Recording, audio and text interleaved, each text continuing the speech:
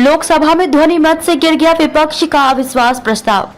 लोकसभा में 10 अगस्त 2023 की शाम सरकार के खिलाफ विपक्षी गठबंधन इंडिया द्वारा लगाया गया अविश्वास प्रस्ताव गिर गया। अविश्वास प्रस्ताव ध्वनि मत से गिरा क्योंकि प्रधानमंत्री नरेंद्र मोदी के बोलने के दौरान ही विपक्षी दलों के सदस्य सदन से बहिर्गमन कर गए। इस बीच कांग्रेस के नेता सदन अधीर रंजन चौधरी को सदन की कार्यवाही से उनके व्यवहार के खिलाफ विशेषाधिकार समिति की रिपोर्ट आने तक निलंबित कर दिया गया है। मणिपुर के लोगों को पीएम ने दिया आश्वासन, कहा पूरा देश उनके साथ। इससे पहले सदन में प्रस्ताव पर बहस का जवाब देते हुए प्रधानमंत्री नरेंद्र मोदी ने मणिपुर के लोगों को आश्वासन दिया कि पूरा देश उनके साथ है और राज्य में शांति सुनिश्चित करने के लिए मिलकर काम करेगा। उन्होंने कहा कि मणिपुर जल्द ही फिर से शांति और विकास का गवाह बनेगा। पीएम ने यह भी कहा कि मणिपुर में हिंसा दुखद है और महिलाओं के खिलाफ अपराध अस्वीकार्य हैं। पीएम मोदी ने कहा कि आरोपियों को सजा दिलाने के लिए केंद्र और राज्य सरकार की ओर से प्रयास जारी हैं। इसके साथ ही उन्होंने आरोप लगाया कि पूर्वोत्तर क्षेत्र की ज्यादातर समस्याओं के लिए कांग्रेस जिम्मेदार है। प्रधानमंत्री ने कहा कि सरकार उत्तर पूर्व के विकास को सर्वोच्च प्राथमिकता देती है। उन्होंने कहा कि पिछले 9 वर्षों में क्षेत्र में लाखों रुपए का बुनियादी ढांचा विकास कार्य किए गए हैं। पीएम मोदी ने यह भी याद दिलाया कि 1991 में भारत दिवालिया होने की कगार पर था। 2014 के बाद भारत ने दुनिया की शीर्ष 5 अर्थव्यवस्थाओं में जगह बनाई। उन्होंने कहा कि सुधार, प्रदर्शन और परिवर्तन ने देश को इस स्थान पर पहुंचाया है। विपक्ष को जनता के कल्याण के उद्देश्य से जुड़े महत्वपूर्ण विधेयकों पर चर्चा में कोई दिलचस्पी नहीं।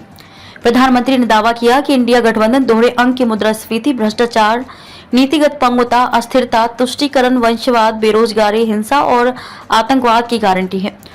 उन्होंने कहा कि विपक्ष को लोगों के कल्याण के उद्देश्य से महत्वपूर्ण विधेयकों पर चर्चा में कोई दिलचस्पी नहीं है। प्रधानमंत्री ने कहा कि एनडीए और भाजपा 2024 में शानदार जीत के साथ वापस आएंगे और पिछले सभी रिकॉर्ड तोड़ देंगे।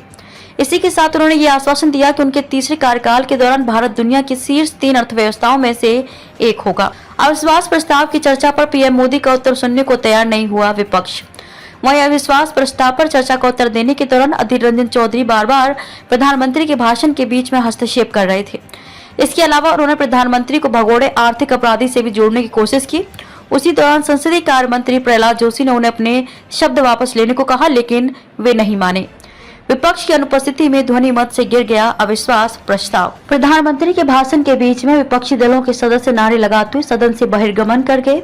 विपक्ष मणिपुर पर प्रधानमंत्री से बोलने की मांग कर रहा था। प्रधानमंत्री के भाषण के अंत में पेश अविश्वास प्रस्ताव भी विपक्ष की अनुपस्थिति में ध्वनि मत से गिर गया।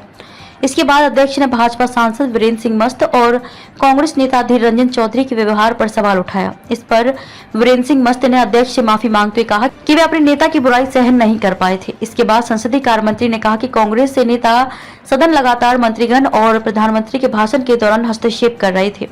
वे बिना किसी तथ्य के आरोप लगाते रहते हैं। वे प्रस्ताव करते हैं कि उनका विषय सदन की विशेषाधिकार समिति को भेजा जाए और साथ ही जब तक विशेषाधिकार समिति की रिपोर्ट और सिफारिशें मिल नहीं जाती उन्हें सदन से निलंबित रखा जाए। इस प्रस्ताव को सदन ने ध्वनि मत से अनुमोदित कर दिया।